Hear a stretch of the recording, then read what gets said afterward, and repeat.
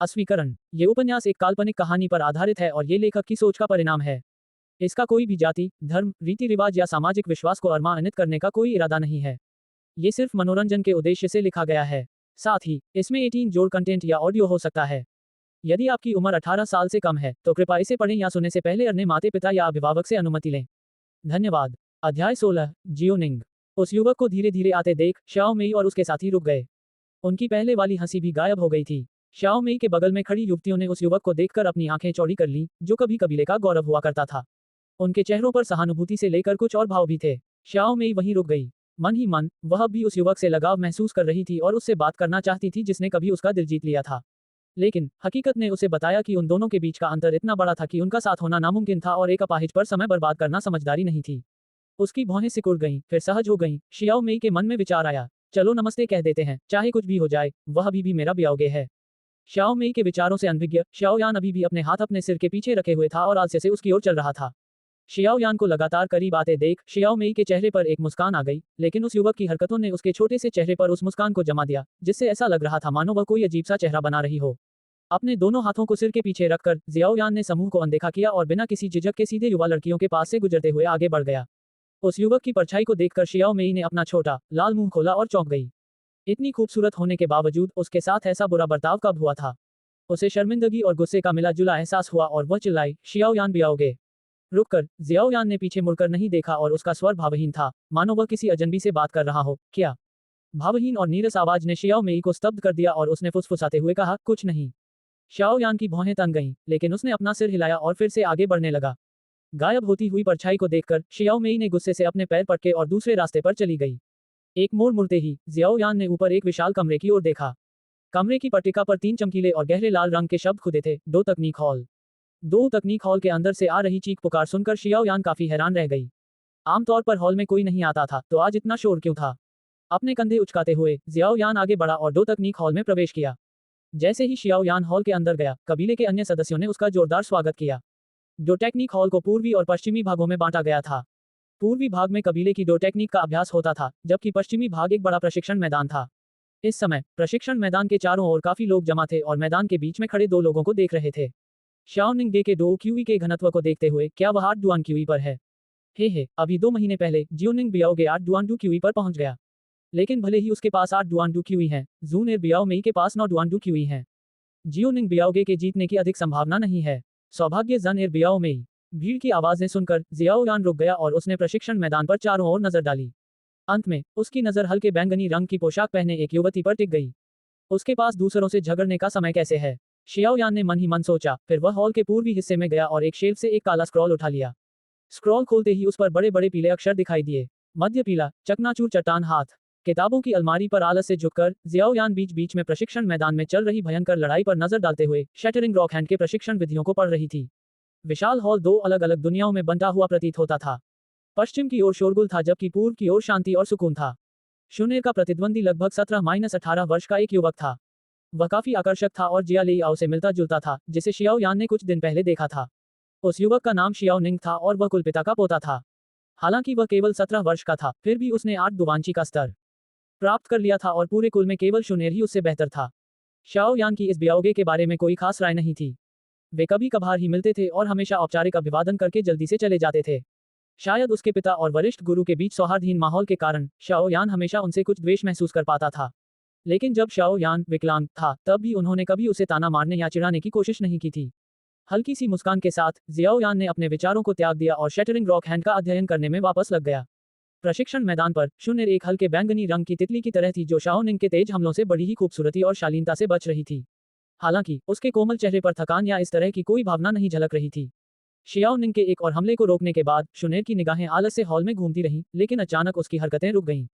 Hall के पूर्वी हिस्से में तल्लीन युवक को देखकर शुनेर के चेहरे पर एक हल्की और सुंदर मुस्कान तैर उठी।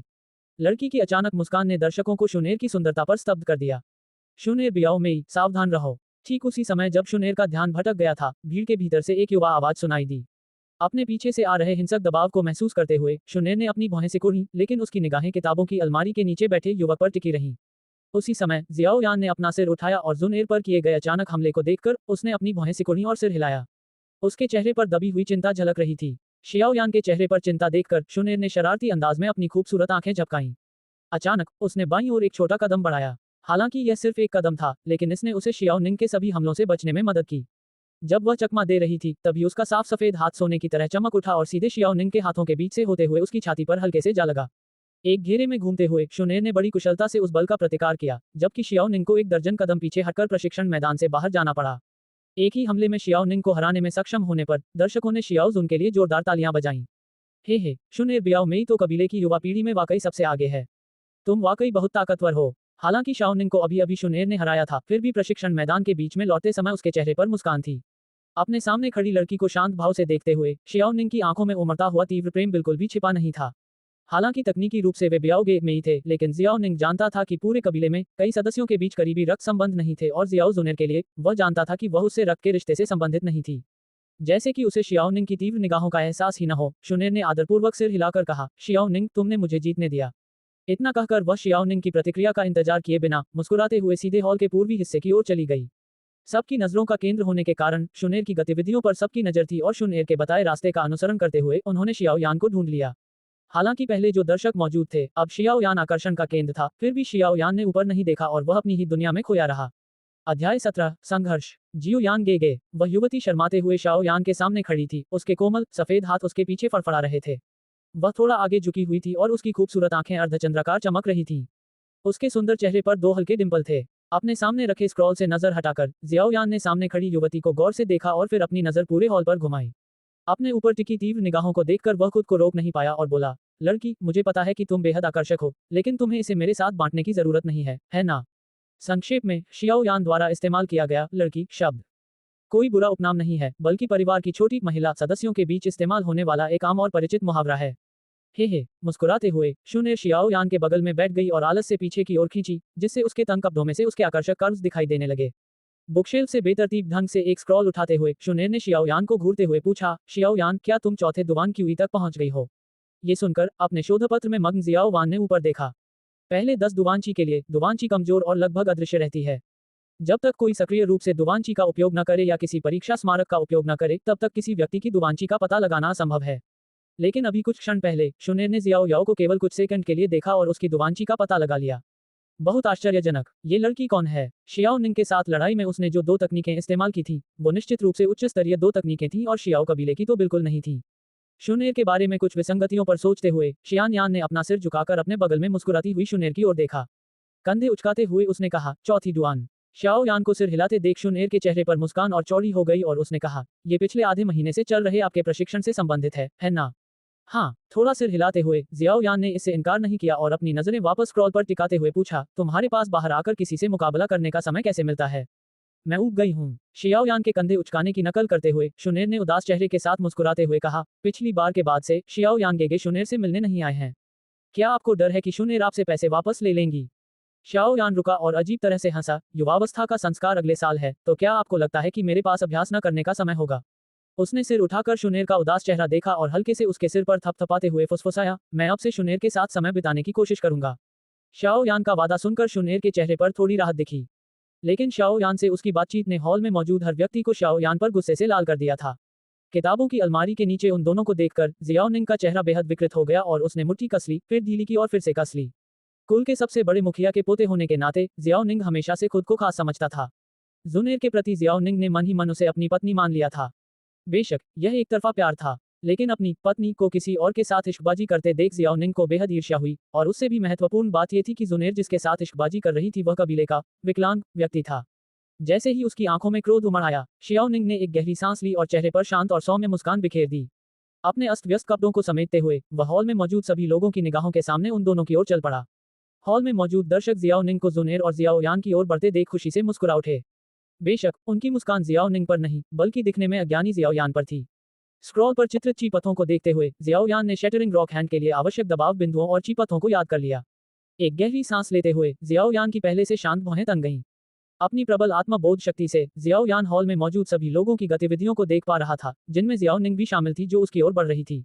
ये लड़की तो मुसीबत खड़ी कर देती है। आह भरते हुए शियाओ यान ने अपने हाथ में पकड़े हुए स्क्रॉल को लपेट लिया। हे शियाओ यान बियाओडी, क्या तुम यहाँ 2 तकनीक सीखने आए हो? क्या तुम्हें कुछ उच्च स्तरीय तकनीकों को खोजने में मेरी मदद चाहिए? कुछ तकनीकों के लिए मुझे नहीं लगता कि तुम्हें उन तक पहुंचने का अधिकार है। शियाओ यान के सामने मुस्कुराते हुए शियाओ निंग ने घमंड से कहा। TL बियाओ डी बियाओगे का छोटा रूप है, जिसका अर्थ है बड़ा भाई जो परिवार का सदस्य नहीं है। शाओ यान ने स्क्रॉल को वापस बुकशेल्फ पर रख दिया और अपना सिर हिलाते हुए कहा, प्रस्ताव के लिए धन्यवाद, लेकिन मुझे नहीं लगता कि मुझे अभी इनकी जरूरत है। ओह हाँ हाँ, मैं भूल ही गया था। शाओ यान बियाओदी के पास केवल 3 दुवांची है, इसलिए उच्च स्तरीय तकनीकें सीखना काफी मुश्किल होगा। माथे को हल्के से सहलाते हुए शाओ निंग मुस्कुराया। उसके लहजे में व्यंग्य साफ झलक रहा था, साथ ही उसके चेहरे पर भी। शाओ यान ने फिर आह भरी। शाओ निंग जानबूझकर उसका मजाक उड़ा रहा था। शाओ यान के चेहरे पर हल्की सी मुस्कान आई और उसने कहा, मुझे पता है कि तुम शुनेर का ध्यान आकर्षित करने की कोशिश कर रहे हो, लेकिन मुझे कहना पड़ेगा कि तुम काफी बचकाने हो। शाओ यान के कठोर शब्दों को सुनकर शाओ निंग का चेहरा उतर आया। उसने कभी सोचा भी नहीं था कि आमतौर पर शांत रहने वाला शाओ यान उसके सामने खड़े होने की हिम्मत करेगा। उसने व्यंग्य करते हुए कहा, लगता है शाओ यान बियाओदी को मेरे बारे में कुछ कहना है। चलो हम अपनी काबिलियत आजमा कर देखते हैं। इससे मुझे पता चल जाएगा कि पिछले कुछ सालों में बियाओदी ने कितना सुधार किया है। क्या मैं तुम्हारे खिलाफ अपनी काबिलियत आजमाऊं? अपना स्क्रॉल नीचे रखते हुए शुनेर ने ठंडे स्वर में ऊपर देखा। शुनेर को शियाओ यान के पक्ष में बोलते देख शियाओ निंग की पलकें झपक गईं। ईर्ष्या से जलते हुए शियाओ निंग ने ताना मारा, क्या तुम्हें सिर्फ महिलाओं के पीछे छिपना आता है? 3 साल पहले तुमने ऐसी बातें कहने की हिम्मत क्यों नहीं की?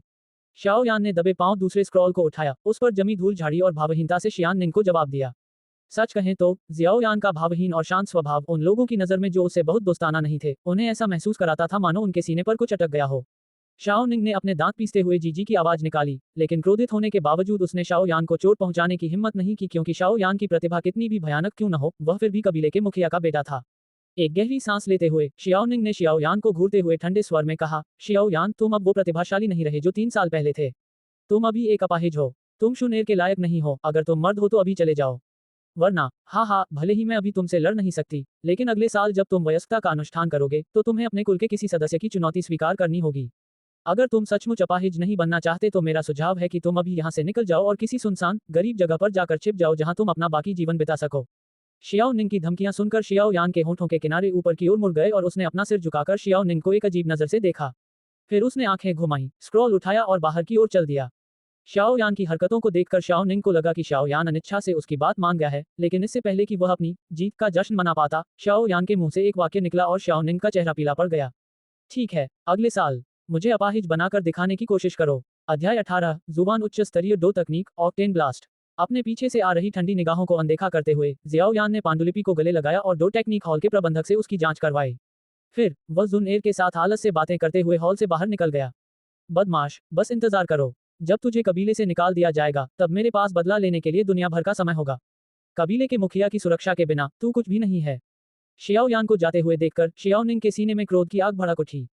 मानो अपनी दृढ़ता दिखाने के लिए उसने बगल में रखी किताबों की अलमारी पर जोर से हाथ मारा, जिससे उस पर हल्का सा निशान बन गया। दो टेक्निक हॉल छोड़ने के बाद जियाओ यान पहले जुनैर के साथ पूरी दोपहर पास के पहाड़ों पर घूमा और फिर अंधेरा होने पर अपने कमरे में लौट आया। अपने कमरे में वापस आकर दरवाजा बंद करने के बाद जियाओ यान के कंधे झुक गए। पास की मेज पर अपना लेख रखकर और एक कप चाय पीकर उसने डरते हुए कहा, ये लड़की, ये तो वाकई बहुत तेज चलती है। उस लड़की का इतिहास भी सामान्य नहीं है। एक बुरी आवाज कमरे में गूंज उठी। थके हुए अंदाज में सिर उठाकर भूत जैसी दिखने वाली याओ लाओ को देखकर जियाओ यान ने अपने होंठ सिकोड़कर पूछा, क्या शिक्षिका को इतिहास की जानकारी है?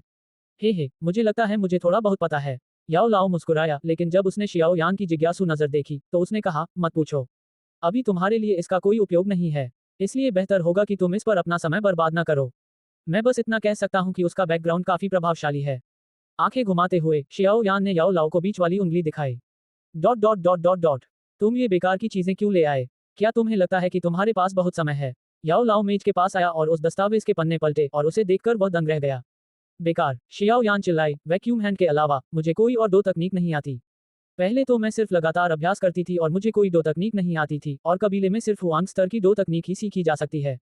अगर मैं ये नहीं सीखूंगी तो युवावस्था के अनुष्ठान में दूसरों को हराने के लिए मैं क्या इस्तेमाल करूंगी? ओह, तो तुम मुझसे दो टेक्निक हथियाना चाहते हो? चतुर याओ लाओ ने शियाओ यान का इरादा तुरंत समझ लिया। हालांकि शियाओ यान की योजना का पर्दाफाश हो गया था, फिर भी उसने ऐसा दिखावा नहीं किया जैसे कि यह उसकी योजना नहीं थी और इसके बजाय उसने याओ लाओ को मासूमियत भरी निगाहों से देखा। द तकनीक में ऐसी क्या खास बात है? एक बार जब आप कीमिया सीख लेते हैं तो लोग आपको उच्च स्तरीय द तकनीक उपहार में देने के लिए होड़ करेंगे। याओ लाओ ने हल्की सी मुस्कान के साथ शियाओ यान के लगातार गंभीर होते चेहरे को नजरअंदाज कर दिया। लेकिन मुझे अभी इसी वक्त उच्च स्तरीय दो तकनीक की जरूरत है, जियाओ यान ने उदास होकर कहा। उदास शाओ यान को देखकर याओ लाओ ने खुशी से हंसते हुए कहा, कोई बात नहीं, आखिर तुम मेरे छात्र हो, भले ही कुछ दयनीय हालत में हो। ताकि तुम अपाहिज न हो जाओ, मैं तुम्हें कुछ सिखाऊंगा। ये सुनकर जियाओ यान उत्साहित हो गया। वह ये जानने के लिए बहुत उत्सुक था कि उसका रहस्यमय शिक्षक उसे किस प्रकार की दो तकनीक सिखाएगा। भले ही आपका वैक्यूम हैंड जुबान स्तर का है, लेकिन उस स्तर की तकनीक के हिसाब से यह कुछ कमजोर है। चूंकि आपकी डोची अभी बहुत मजबूत नहीं है, इसलिए मैं आपको एक दो तकनीक सिखाऊंगा जो जुबान स्तर की है, लेकिन इसके लिए आपको केवल 5 डुआंची की आवश्यकता होगी। जुबान स्तर में कौन सा स्तर? ये सुनकर कि यह तकनीक भी जुबान स्तर की एक और दो तकनीक है, जियाओ यान की आंखें चमक उठीं और उसने अपने होंठ चाटते हुए पूछा। मुझे लगता है कि यह जुबान उच्च स्तर का था। मुझे याद है कि इस दो तकनीक के स्वामी ने मुझसे इसे स्वीकार करने की विनती की थी। हालांकि मुझे ऐसी चीजों में ज्यादा दिलचस्पी नहीं थी, लेकिन वह बहुत जिद कर रहा था, इसलिए मैंने मान लिया और उसके लिए एक गोली बना दी। याओ लाओ ने लापरवाही से कहा। उसके इस हल्के फुल्के जिक्र ने जुबान स्तर की दो तकनीक को कचरा जैसा बना दिया। जुबान उच्च स्तर, क्या मैं इसे तुम्हें देने की भीख मांग रहा हूँ? जियाओ यान के माथे पर कुछ काली लकीरें उभर आईं। पूरे जियाओ कबीले की सर्वोच्च दो तकनीक से भी एक स्तर ऊपर की यह तकनीक याओ लाओ की नजरों में बेकार थी। जियाओ यान इस भारी अंतर को देखकर समझ नहीं पा रहा था कि हंसे या रोए। अपनी आंखें बंद करो और ध्यान लगाओ, मैं तुम्हें सिखा दूंगा। शियाओ यान को आदेश देने के बाद याओ लाओ ने अपनी उंगली बढ़ाकर शियाओ यान के माथे पर हल्के से थपथपाया। हल्के सिरदर्द के साथ जियाओ यान को ऐसा महसूस हुआ जैसे उसके दिमाग में भारी मात्रा में जानकारी उमड़ रही हो। ऑक्टेन ब्लास्ट, जुबान हाई लेवल दो तकनीक, नजदीकी लड़ाई की दो तकनीक। हमलों पर ध्यान केंद्रित करें और जब इसमें महारत हासिल हो जाती है तो हमलों में 8 अलग अलग बल जुड़ जाते हैं और शक्ति एक निम्न स्तरीय दो तकनीक के बराबर हो जाती है। धीरे धीरे होश में आते हुए और नई जानकारी पर सरसरी नजर डालते हुए जियाओ यान ने राहत की सांस ली। क्या ये हमला दी लो लेवल दो तकनीक के बराबर है? दो ऊंची की मुख्य भूमि में चाहे वह दो तकनीक हो या ची विधि, जुबान स्तर की तकनीक और डी स्तर की तकनीक में बहुत बड़ा अंतर होता था। डी स्तर की तकनीक बिल्कुल अलग स्तर की होती थी, फिर भी यह ऑक्टेन ब्लास्ट दावा करता है कि वह अपने हमले से डी स्तर की तकनीक को टक्कर दे सकता है। सूखे गले से घूंट भरते हुए शियाओ यान की आंखें भावहीन हो गईं। अगर मैं सच में ये दो तकनीक सीख लूं तो शायद मैं अपने 4 दुबानची से शियाओ निंग को हरा दूं। लालच मत करो। भले ही ऑक्टेन ब्लास्ट के लिए ज्यादा डोची की जरूरत नहीं होती, लेकिन ये शरीर पर बहुत भारी पड़ता है। यह एक करीबी लड़ाई की दो तकनीक है और तुम्हारे कमजोर हाथों और पैरों के साथ अगर तुम इसे इस्तेमाल करने की कोशिश करोगे तो शायद अपने प्रतिद्वंदी को छूने से पहले ही तुम्हारे अंग टूट जाएंगे। याओ लाओ की आवाज ठंडे पानी के कटोरे जैसी थी और शियाओ यान के उत्साह को पूरी तरह से बुझा दिया। मैं अपने शरीर की ताकत कैसे बढ़ाऊं? थोड़ी देर रुककर शियाओ यान ने जल्दी से पूछा। डची को बढ़ाना शरीर की शक्ति बढ़ाने का सबसे अच्छा तरीका है। उच्च डची से शरीर मजबूत हो जाता है। बेशक, अगर आप तेज दौड़ना चाहते हैं तो आपको कुछ बाहरी प्रोत्साहन की आवश्यकता होगी। याओ लाओ की आंखों में शरारत भरी चमक थी। बाहरी उत्तेजना क्या है? मुस्कुराते हुए याओ लाओ को देखकर जियाओ यान को अचानक एक बड़े खतरे का एहसास हुआ। पिटाई करवा लो, जितनी ज्यादा मार खाओगे उतना ही अच्छा। याओ लाओ ने ठंडी हंसी हंसी जबकि शियाओ याओ का चेहरा सख्त था। अध्याय 19, क्रूर प्रशिक्षण। सुबह के समय आसपास की चोटी पर हल्की धुंध छाई हुई थी और काफी देर तक बनी रही। हल्की हवा चली और अचानक किसी के कराहने की आवाज सुनाई दी। शिखर के पीछे एक छिपी हुई खाई में शियाओ यान के दोनों पैर पेड़ के ठूंठ की तरह मिट्टी में धंसे हुए थे। उसकी उंगलियां जमीन से चिपकी हुई थीं, जबकि वह दांत पीस रहा था और उसके माथे से ठंडा पसीना बह रहा था। उसने केवल शॉर्ट्स पहने हुए थे और उसके नंगे ऊपरी शरीर पर क्रॉस के निशान थे। शियाओ यान के पीछे याओ लाओ आध्यात्मिक रूप में एक विशाल पत्थर पर पालथी मारकर बैठे थे। उनका चेहरा गंभीर था जब उन्होंने शियाओ यान को दर्द से कराहते हुए दांत भींचते हुए देखा और फिर धीरे से अपनी हथेली ऊपर की ओर घुमाई। याओ लाओ की हथेली के पीछे पीछे एक लाल साकार दो ऊंची ऊर्जा निकली। चाबुक की तरह यह शाओ यान के कंधे पर जोर से टकराई, जिससे एक लंबा निशान पड़ गया। उसके होंठों के कोने बुरी तरह कांप रहे थे। दर्द से कराहते हुए शियाओ यान ने दांतों के बीच से ठंडी हवा अंदर खींची।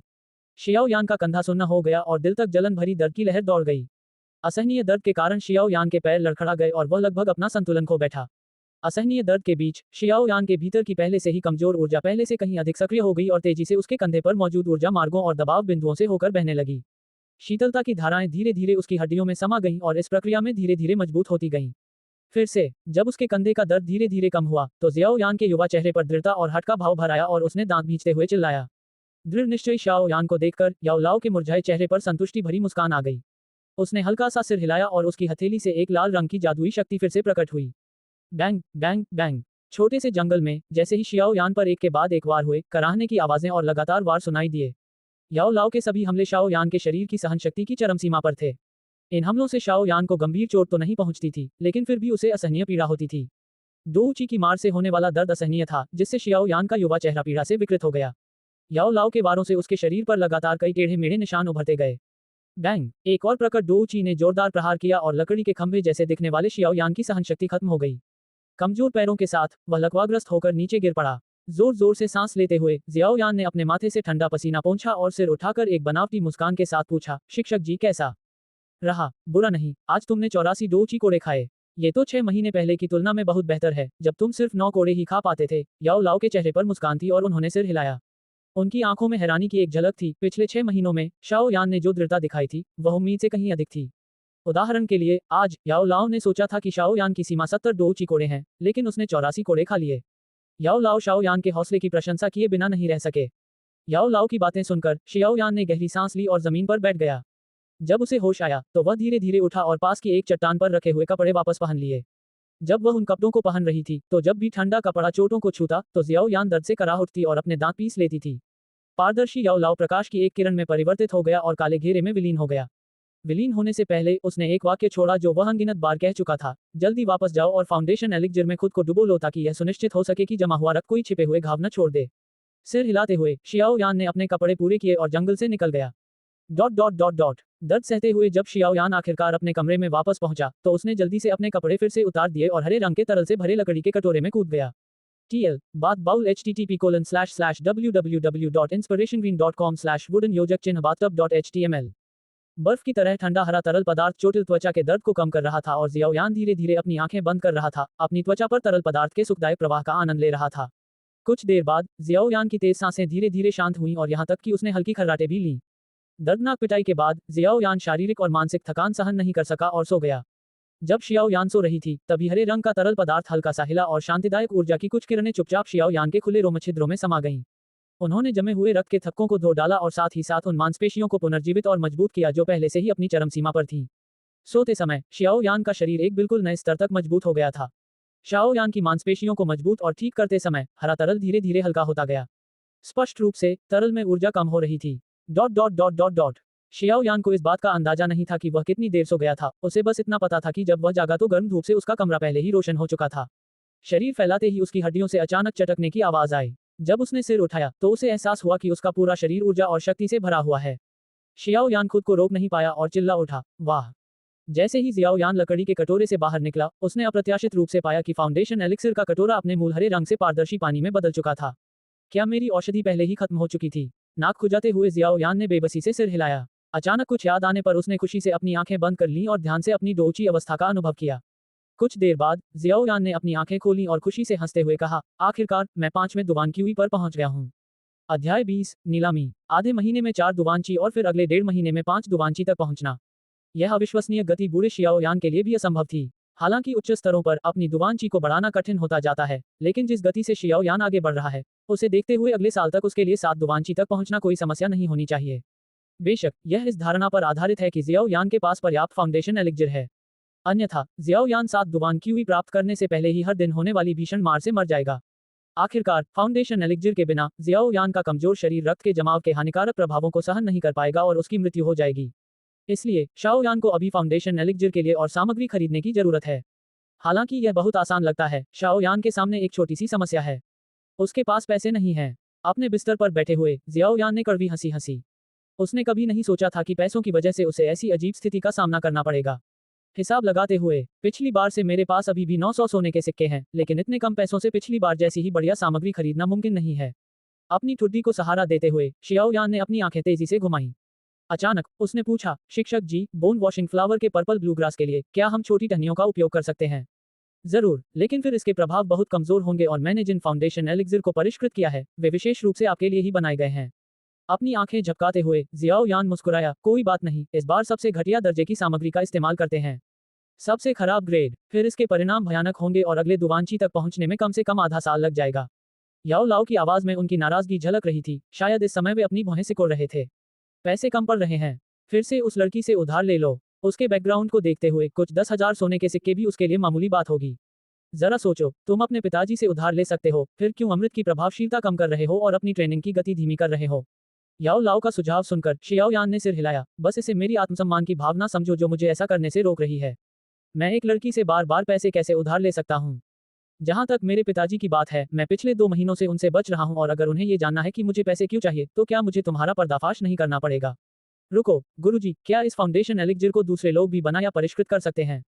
अचानक कुछ याद आने पर जियाओ यान की भौहें तंग गईं और उसने जल्दी से पूछा, हे बदमाश, डोउची मुख्य भूमि में अनगिनत जड़ी बूटियां हैं और इन जड़ी बूटियों में से तुम्हें एक ऐसा मिश्रण खोजना होगा जो मॉन्स्टर कोर के भीतर की हिंसक ऊर्जा को शांत करे और उसे इतना परिष्कृत करे कि उसे अवशोषित किया जा सके। अगर तुम यूं ही बेतरतीब ढंग से जड़ी बूटियां मिलाओगे तो रसायन भट्टी का टूटना तुम्हारी सबसे छोटी परेशानी होगी, ऊर्जा उल्टा भी पड़ सकती है। हे ये फाउंडेशन एलिक्सिर कई सालों के प्रयोग के बाद बनाया गया है। बेशक, हो सकता है कि किसी ने इसे संयोग से बनाना सीख लिया हो, लेकिन इसकी संभावना लगभग न के बराबर है। इसके अलावा, शोधन करते समय आपको ये सुनिश्चित करना होगा कि ईंधन की मात्रा, प्रयुक्त सामग्री और अग्नि का तापमान बिल्कुल सही हो। इसके लिए आपको अनगिनत प्रयोग करने होंगे और असाधारण आत्मज्ञान की आवश्यकता होगी। वरना, आपको क्या लगता है कि हर रसायनशास्त्री को एक गुरु की आवश्यकता क्यों होती है? एक कुशल रसायनशास्त्री बनना गुरु के मार्गदर्शन के बिना असंभव है। जड़ी बूटियों के विभिन्न संयोजनों को आजमाने में ही आपका पूरा जीवन व्यतीत हो जाएगा। इसलिए, मैं पूरे दो ऊंची मुख्य भूमि को शामिल नहीं कर सकता, लेकिन कम से कम जियामा साम्राज्य के लिए, मेरे जैसा फाउंडेशन एलिक्सिर किसी और ने नहीं बनाया है। इस बिंदु पर, याओ लाओ की आवाज में गर्व का भाव झलक रहा था। देखने में सरल लगने वाले फाउंडेशन एलिक्सिर की जटिलता को देखकर जियाओ यान ने सहज ही अपने होंठ चाट लिए। याओ लाओ को जड़ी बूटियां परिष्कृत करते हुए देखकर उसे सब कुछ बहुत सरल लगा था, लेकिन अब याओ लाओ की व्याख्या से उसे एहसास हुआ कि रसायन विद्या उतनी सरल नहीं है जितनी उसने देखी थी। रसायन शास्त्र की दुनिया निस्संदेह विशाल और रहस्यमय है। इसीलिए पूरे दो ऊंची मुख्य भूमि में रसायन शास्त्री का पेशा सबसे सम्माननीय माना जाता है। लेकिन सदमे के बाद जियाओ यान को थोड़ी खुशी महसूस हुई। शिक्षक जी, मैं उस बेकार फाउंडेशन एलिक्सिर का इस्तेमाल अभ्यास के लिए नहीं करने वाला। इसके बजाय, मैं इसे नीलामी में बेचना चाहता हूँ। हालांकि अभी मेरे पास ज्यादा कुछ नहीं है, लेकिन फाउंडेशन एलिक्सिर बिकने के बाद मेरे पास काफी पैसा हो जाएगा और उस समय फाउंडेशन एलिक्सिर के लिए उच्च गुणवत्ता वाली सामग्री खरीदना बहुत आसान हो जाएगा, है ना? मैं समझ गया। ठीक है, रसायन शास्त्रियों द्वारा अपनी खुद की गोलियां बेचना कोई दिलचस्प खबर नहीं है और फाउंडेशन एलिक्सिर सबसे निचले स्तर की औषधि है, इसलिए इसे बेचने से कोई खास फर्क नहीं पड़ता। कुछ देर सोचने के बाद याओ लाओ ने लापरवाही से कहा।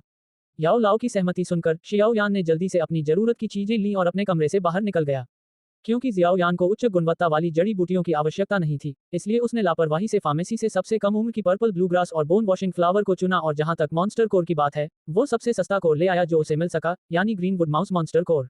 सभी दवाएं खरीदने के बाद जियाओ यान को एक गुप्त गली मिली और उसने याओ लाओ से जड़ी बूटियों को परिष्कृत करके फाउंडेशन एलिक्सिर बनवाया। इस बार फाउंडेशन एलिक्सिर का असर पिछली बार से कहीं ज्यादा खराब था और इसका रंग भी बदल गया था। लगभग पारदर्शी हरे रंग से बदलकर यह धब्बेदार बदसूरत हरे रंग का हो गया था। शाओ यान ने अपनी मुट्ठी के आधे आकार की गोली को पहले से खरीदी हुई सफेद जेड की बोतल में रखने के बाद आखिरकार राहत की सांस ली। जेड की बोतल को सुरक्षित रूप से छिपाने के बाद जियाओ यान गली से निकलकर वुतान शहर की सबसे बड़ी नीलामी की ओर दौड़ पड़ी। अध्याय 21, द्वितीय स्तर की रसायनज्ञ गुनी। प्रीमियर ऑक्शंस, वुतान शहर का सबसे बड़ा नीलामी घर और जियामा साम्राज्य के सबसे धनी परिवार प्रीमियर परिवार की एक शाखा। प्रीमियर परिवार अत्यंत प्राचीन था और कई शताब्दियों से जियामा साम्राज्य में एक शक्तिशाली ताकत रहा था। उनके नेटवर्क निश्चित रूप से प्रभावशाली थे और कुछ अफवाहों में तो ये भी दावा किया गया था कि प्रीमियर परिवार के जियामा साम्राज्य के राजपरिवार के साथ घनिष्ठ संबंध थे। साम्राज्य में प्रीमियर परिवार, नालन परिवार और रिट्टर परिवार तीन सबसे बड़े परिवार हैं और वाणिज्यिक और सैन्य जगत में उनके विभिन्न संबंध हैं। इसलिए प्रीमियर परिवार के समर्थन के चलते नीलामी से होने वाला मुनाफा कितना भी लुभावना क्यों न हो, कोई भी उनके खिलाफ कुछ भी करने की हिम्मत नहीं करेगा। Dot dot dot dot dot गली के अंत में स्थित नीलामी घर को देखते हुए जियाओ यान एक बगल की गली में मुड़ गई और जल्दी से एक काला चोला पहन लिया। संक्षेप में, कल्पना कीजिए एक हैरी पॉटर स्कूल का गाउन। काले चोगे ने न केवल शियाओ यान का चेहरा ढका हुआ था, बल्कि उसके दुबले पतले शरीर को भी काफी चौड़ा दिखा रहा था। अगर जूएर उस चोगे में लिपटे हुए व्यक्ति को देख भी रही होती, तो भी वह ये नहीं पहचान पाती कि वह शियाओ यान है। काले वस्त्र से ढके जाने के बाद जियाओ यान ने राहत की सांस ली। बात यह नहीं थी कि जियाओ यान जरूरत से ज्यादा सावधान थी, बल्कि बात यह थी कि फाउंडेशन एलिक्सिर बहुत कीमती था। कुलों के लिए फाउंडेशन एलिक्सिर का आकर्षण बहुत अधिक था। यदि कोई इसका बड़े पैमाने पर उत्पादन कर पाता, तो इसका मतलब यह होता कि कुल की युवा पीढ़ी का विकास तेजी से होता, जिससे कुल की शक्ति बढ़ती और अंततः एक सकारात्मक चक्र शुरू होता। अनावश्यक परेशानी से बचने के लिए जियाओ यान के पास छिपने के अलावा कोई विकल्प नहीं बचा था। थोड़ी ठंडी सफेद जेड की बोतल को सावधानीपूर्वक छूते हुए शियाओ यान धीरे धीरे गली से बाहर निकली और सड़क के अंत में स्थित नीलामी घर की ओर चल पड़ी। पूरी तरह से कवचधारी गार्डों की सतर्क निगाहों के बीच जियाओ यान बिना रुके नीलामी घर में प्रवेश कर गई। जैसे ही शियाओ यान घर में दाखिल हुई, सूरज की झुलसा देने वाली गर्मी की जगह ठंडक का एहसास होने लगा। ऐसा लगा मानो सब लोग किसी नई दुनिया में आ गए हों। भव्य हॉल में तेजी से आगे बढ़ते हुए जियाओ यान को झटपट एक बगल का कमरा मिल गया। उस कमरे में जाने वाले दरवाजे पर चमकीले अक्षरों में निरीक्षण कक्ष लिखा हुआ था। अंदर जाते ही कमरा लगभग खाली था और वहां केवल एक अधेड़ उम्र का आदमी बैठा था जो स्पष्ट रूप से उबा हुआ लग रहा था। दरवाजा खुलने की आवाज सुनकर उस आदमी ने अपना सिर उठाया और काले वस्त्र पहने शियाओ यान को देखकर उसकी भौहें थोड़ी सिकुड़ गईं। लेकिन तुरंत ही उसके चेहरे का भाव एक पेशेवर मुस्कान में बदल गया। महोदय, क्या आप किसी चीज की जांच करवाने की योजना बना रहे हैं? हाँ, काले चोगे के नीचे से एक सूखी और बुरी आवाज धीरे से निकली। ये याओ लाओ की आवाज थी। शियाओ यान आगे बढ़ी और सफेद जेड की बोतल को अधेड़ उम्र के व्यक्ति के सामने मेज पर रख दिया। यह क्या है? उलझन में दिखते हुए अधेड़ उम्र के व्यक्ति ने सावधानीपूर्वक सफेद जेड की बोतल उठाई और उसे सूंघा। उसके चेहरे का भाव तुरंत बदल गया और जब उसने काले वस्त्रधारी व्यक्ति की ओर देखा, तो उसकी निगाहों में सम्मान का भाव था। महाराज, आप एक रसायन शास्त्री हैं? हाँ, बुरी आवाज फिर सुनाई दी। क्या मैं पूछ सकता हूँ कि इस बोतल में कौन सी गोली है? यह क्या करती है? ये सुनकर कि वह एक रसायन शास्त्री से बात कर रहा है, अधेड़ उम्र के व्यक्ति ने और भी अधिक सम्मान के साथ पूछा। फाउंडेशन एलिक्सिर, ये 2 ऊंची प्रशिक्षण की गति को बढ़ा सकता है, लेकिन ये केवल 2 उस स्तर से नीचे के लोगों के लिए ही उपयोगी है। ओह, इससे 2 ची प्रशिक्षण की गति बढ़ सकती है। याओ लाओ की बात सुनकर अधेड़ उम्र के व्यक्ति का चेहरा बदल गया। सभी जानते थे कि 2 ची का प्रशिक्षण एक निर्धारित सूत्र के अनुसार ही किया जा सकता है और चूंकि इस अवस्था में व्यक्तियों के चीपत विशेष रूप से कमजोर होते हैं, इसलिए यदि औषधि का प्रभाव बहुत तीव्र हो तो चीपत फट सकते हैं और व्यक्ति की मृत्यु हो सकती है। मेरी औषधि का कोई दुष्प्रभाव नहीं है और इसकी औषधीय शक्ति अत्यंत शांतिदायक है, इसलिए इससे ऐसी कोई समस्या नहीं होगी। आपको इस बारे में चिंता करने की कोई आवश्यकता नहीं है। मानो वह अधेड़ उम्र के व्यक्ति के मन की बात समझ गया हो, उस अनुभवी आवाज ने शांत भाव से समझाया। चेहरे पर एक बार फिर भाव बदलते हुए अधेड़ उम्र के व्यक्ति ने सफेद जैद की बोतल को सावधानीपूर्वक अपने सामने मेज पर रखा और आदरपूर्वक पूछा, महाराज क्या आप एक पल रुक सकते हैं? मुझे हमारे नीलामी के गुनी मास्टर से इस औषधि का निरीक्षण करवाना है। जरूर, जल्दी करो। हाथ हिलाते हुए जियाओ यान ने शिष्टाचार का दिखावा नहीं किया और एक तरफ रखी कुर्सी पर बैठ गया। अधेड़ उम्र के उस व्यक्ति ने जल्दी से सिर हिलाया और हड़बड़ी में कमरे से बाहर निकल गया। कुर्सी पर बैठी शियाओ याओ चुप रही और उसने याओ लाओ से बात करने की कोशिश नहीं की। ये किसी और का घर था और सावधानी बरतना ही बेहतर था। कौन जानता था कि कहीं कोई उनकी बातचीत सुन न ले। कमरे में थोड़ी देर इंतजार करने के बाद अधेड़ उम्र का व्यक्ति हरे रंग का वस्त्र पहने और हल्के सफेद बालों वाले एक बुजुर्ग के साथ वापस लौटा। बुजुर्ग व्यक्ति की छाती पर सोने के तारे नहीं थे, बल्कि रसायन शास्त्र की भट्टी जैसी कोई चीज थी और उस भट्टी पर 2 चांदी की रेखाएं थी जो भव्यता से चमक रही थी। महाराज, ये हमारे नीलामी के गुनी मास्टर हैं। ये 3 छोटे दांत दोषी हैं। साथ ही ये द्वितीय श्रेणी के कीमियागर भी हैं। अधेड़ उम्र के व्यक्ति ने आदरपूर्वक नए व्यक्ति का परिचय कराया। बुजुर्ग की पहचान सुनकर जियाओ यान की भौहें स्वाभाविक रूप से तन गईं। याओ लाओ के अलावा ये पहली बार था जब वह किसी रसायन शास्त्री से मिला था।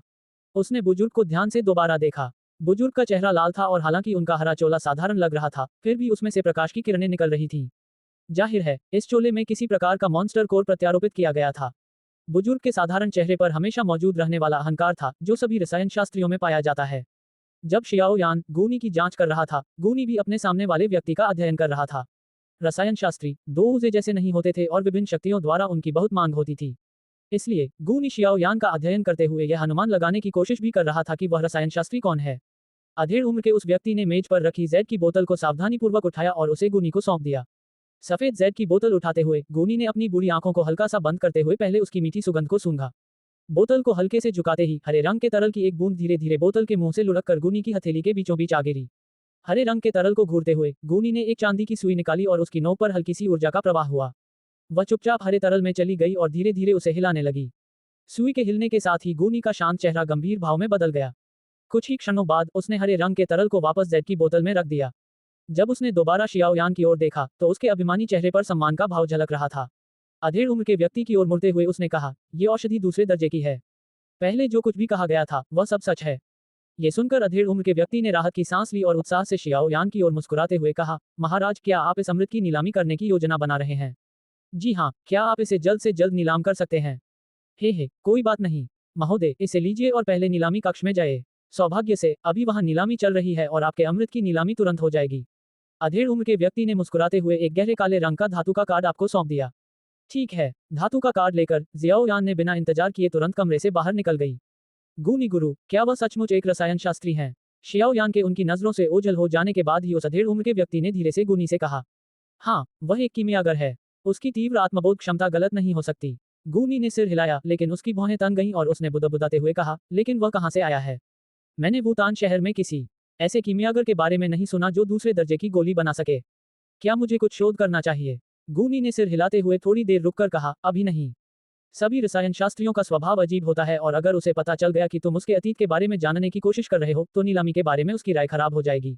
किसी रहस्यमय रसायन शास्त्री से दुश्मनी मोल लेना कभी भी समझदारी भरा कदम नहीं होता।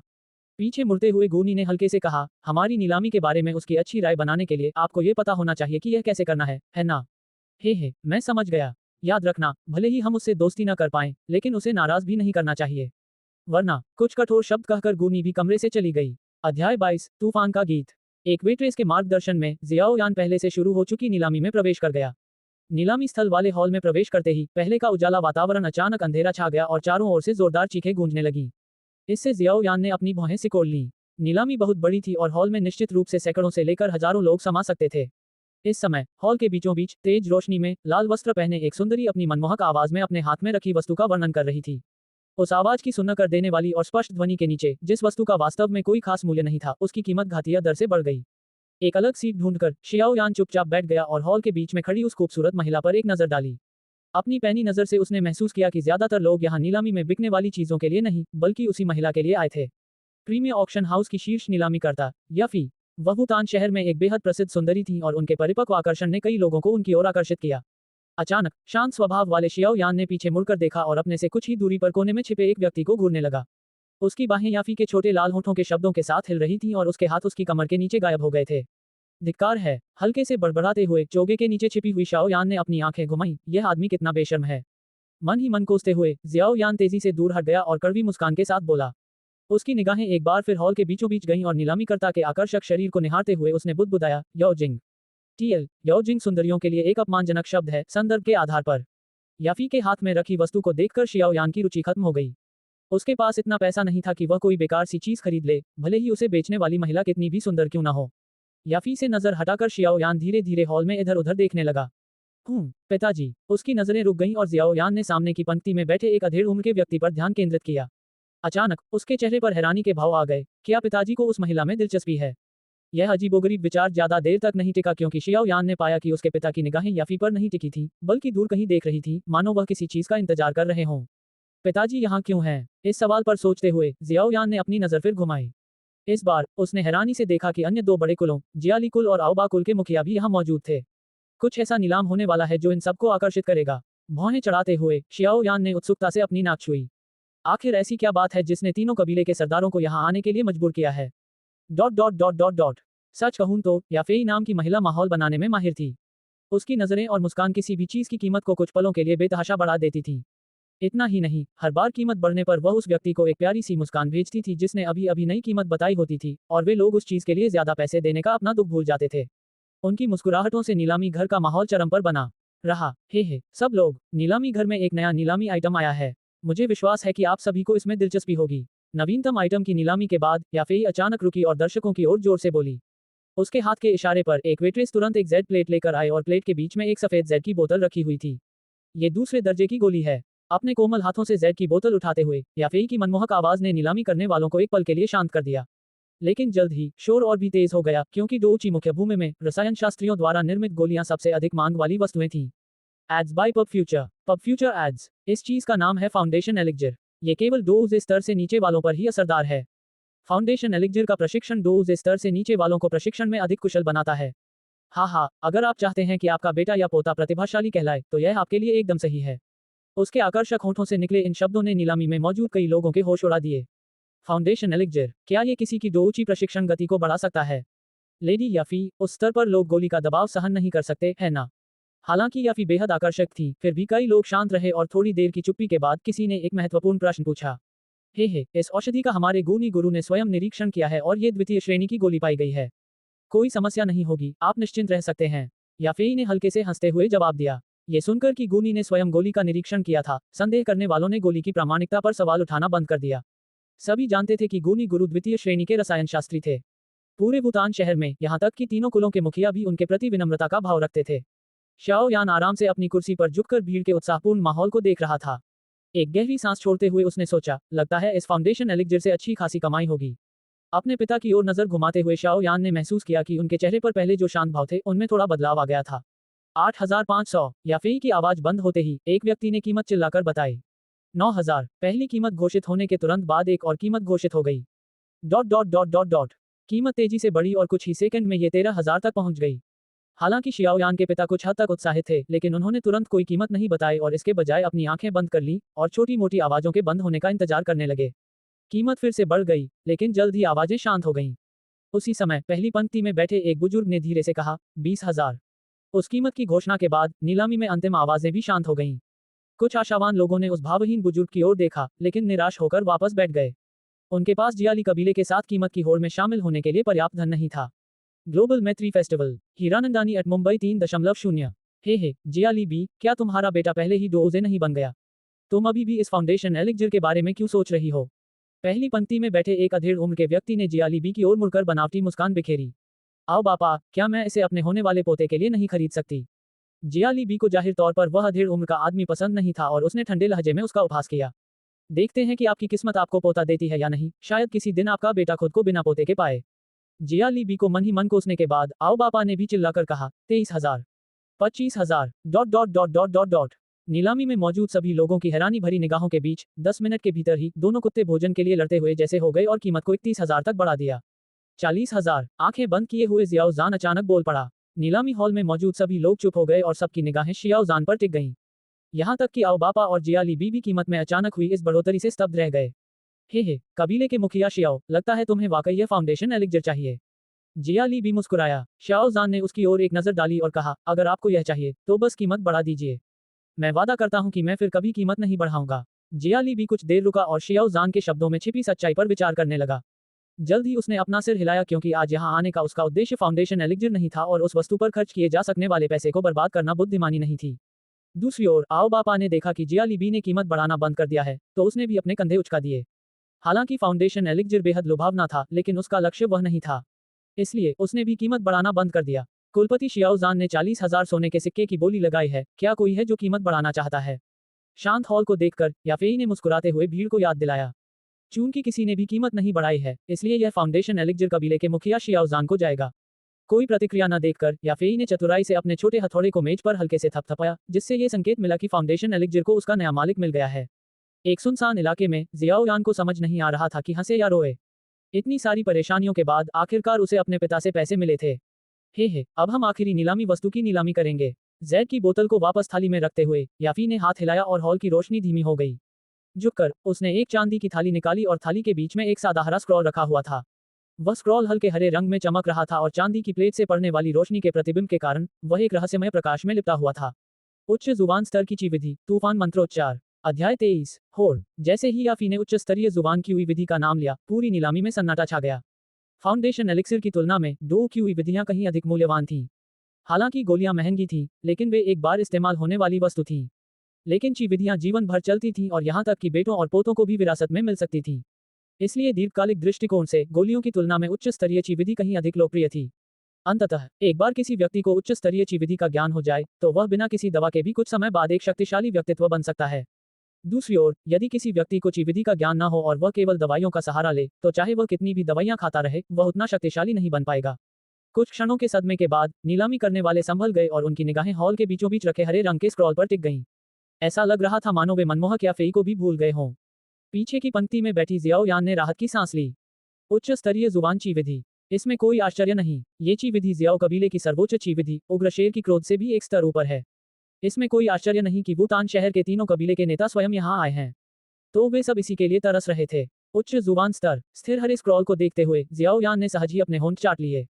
उस स्क्रॉल को प्राप्त करने का अर्थ था कि उन्हें शीर्ष 2 उजे बनने का पास मिल गया है और कुछ दशकों बाद वुतान शहर के 3 कुलों को टक्कर देने वाली एक नई शक्ति का उदय होगा।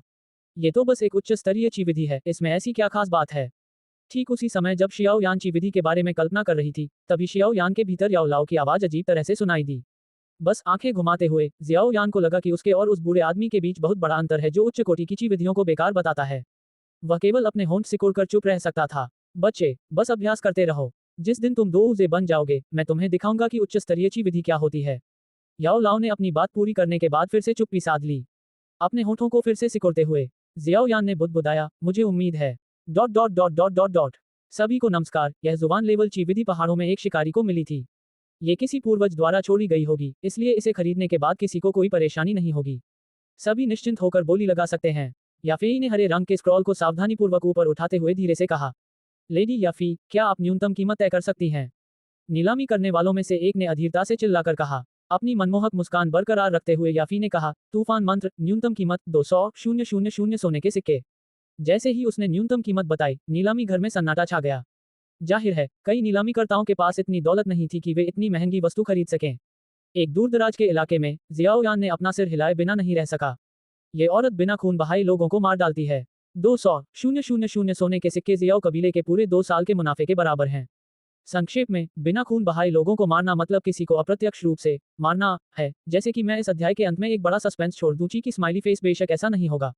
शाओ जान और कबीले के अन्य 2 नेता स्पष्ट रूप से कांप उठे। लेकिन वे कीमत के बारे में कुछ नहीं कर सकते थे। इतनी कीमती चीज के लिए वे इतनी ऊंची कीमत चुकाने को तैयार थे। भले ही वे इसे खरीदना न चाहें, कोई और खरीद लेगा। पब फ्यूचर के विज्ञापन। पब फ्यूचर विज्ञापन। 200,000 की कीमत से कम पर किसी ने भी बोली नहीं लगाई। असहज माहौल का सामना करते हुए याफी ने अपनी मनमोहक मुस्कान बनाए रखी। वह जानती थी कि इस विधि का आकर्षण इतना अधिक था कि लोग इसे खरीदने के लिए अपनी पूरी संपत्ति खर्च करने को तैयार हो जाते। उनकी भविष्यवाणी की तरह ही बोली न लगने का सिलसिला ज्यादा देर तक नहीं चला। लगभग गंजे हो चुके एक अधेड़ उम्र के व्यक्ति ने कांपती हुई आवाज में चिल्लाकर कहा, 210,000। शाओ यान ने आवाज की दिशा में देखा। वह इस गंजे अधेड़ उम्र के व्यक्ति को जानता था। ये गंजा व्यक्ति वुतान शहर के लगभग पूरे हथियार बाजार पर एकाधिकार रखने वाली हथियार की दुकान का मालिक था। हालांकि वह तीनों कबीले के नेताओं के बराबर शक्तिशाली नहीं था, फिर भी वह काफी ताकतवर था। 230,000। हथियार की दुकान के मालिक द्वारा अपनी कीमत चिल्लाने के तुरंत बाद पीले वस्त्र पहने एक बुजुर्ग ने भी अपनी कीमत बताई। पीले वस्त्रधारी बुजुर्ग एक विशाल औषधि व्यापारी थे, जिनके वुतान शहर में कई दुकानें थीं। उस अधेड़ उम्र के व्यक्ति की तरह वे तीनों कबीले के नेताओं के बराबर तो नहीं थे, लेकिन फिर भी काफी शक्तिशाली थे। बुजुर्ग को घूरते हुए गंजे अधेड़ व्यक्ति ने फिर से चिल्लाकर कहा, 240,000। नीलामी घर के अंदर केवल कुछ ही बोलियां लगीं। आखिरकार 200,000 की कीमत अधिकांश नीलामीकर्ताओं को बोली लगाने से रोकने के लिए काफी थी। 300,000। ठीक उसी समय जब पिछले दो बोली लगाने वाले अपनी बोली बंद करने ही वाले थे, पहली पंक्ति में बैठे जियाली बी ने आखिरकार अपनी बोली लगा दी। जियाली बी द्वारा अपनी बोली लगाने की घोषणा के बाद दोनों असहाय होकर पीछे हट गए। 330,000। वुतान शहर में जियाली कबीले का मुकाबला करने वाले एकमात्र कबीले शियाओ कबीले और आओबा कबीले थे। यह इनाम आओबा कबीले के मुखिया आओबापा ने घोषित किया था। आओबापा की ओर ठंडी निगाहों से देखते हुए जियाली बी ने ठंडे लहजे में कहा, 350,000। Promoted content Hiranandani at Mumbai 3.0 coming soon. मो 889 222 296। हीरानंदानी एट मुंबई 3.0। मो 122 31 41। Global Maitri festival. मो 326 82 109। एओबापा को जबरदस्ती बाहर निकाला गया। 370,000 380,000 400,000। आओबापा के लगातार दबाव के आगे जियाली बी ने बिना किसी हिचकिचाहट के उसका अनुसरण किया। ऐसा लगता था मानो वह किसी भी कीमत पर वह पांडुलिपि प्राप्त करने के लिए तैयार था। जब कीमत 430,000 तक पहुंच गई तो आओबापा को बोली रोकनी पड़ी। 430,000 की रकम शक्तिशाली आओबा कबीले को वित्तीय संकट में डालने के लिए काफी थी। 450,000। आओबापा को पीछे हटे देख जियाली बी को जश्न मनाने का मौका भी नहीं मिला कि शियाओ जान ने अपनी बोली लगा दी। शाओ जान को ठंडी निगाहों से घूरते हुए जियाली बी क्रोध से भरी हुई थी।